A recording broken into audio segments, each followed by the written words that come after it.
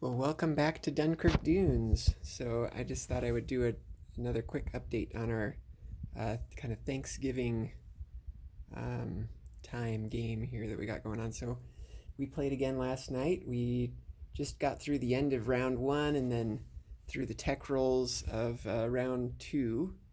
Um, Everybody now has their tech, um, although we don't know what Germany's tech is yet, but it is active. Japan's got super carriers.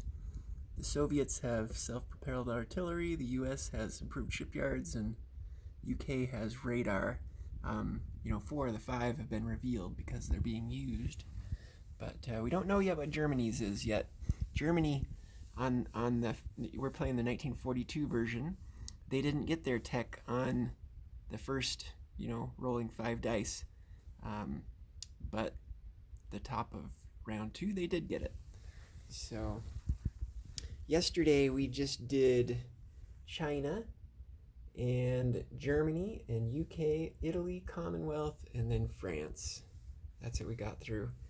But the Chinese here took back Yunnan from the Japanese, and the British moved up into Burma. The British also sunk some Japanese transports that were here off Sumatra and Java. Commonwealth helped out there too. There's a Commonwealth cruiser there. Commonwealth, one other thing they tried to do, so the Japanese in the 1942 setup start with 2 subs and a destroyer here in Sea Zone 54. And they sent up these 2 fighters here. One starts down here, one starts in New Zealand, along with a destroyer to try and get rid of this. And they missed everything on their first roll. And one of the subs got a hit. And so, of course, that sunk the Commonwealth destroyer.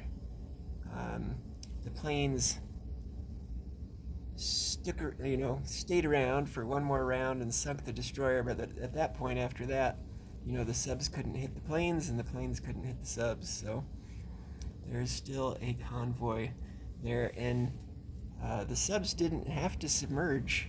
So the convoy is still active. They just couldn't be hit. They didn't have to submerge from the battle. So what else did UK went into Tobruk and killed, I think, 2 or 3 units, and then they retreated back because they didn't want to lose everything. So they're good and strong here in El Alamein. They've kind of pushed everything up into there. On Italy's turn, they took both Morocco and Tunisia. I think they lost 1 unit here in Morocco. The French did get a hit. They sunk a UK destroyer that came down from up there. Well, actually, it was in 91. They sunk that. The Italians have kind of consolidated there into Tunisia, their air force. They must have had Tunisia before because otherwise they couldn't have landed the planes there. They must have already had that, I guess. British moved their battleship and transport over closer to the Atlantic side, or the kind of the American side there of the Atlantic, because the Germans have a whole bunch of submarines and some other stuff here, poised to sink anything that dares stay around London. The Germans, they kind of fits and starts. They definitely consolidated here into Baltic states. They took Karelia from the Soviets.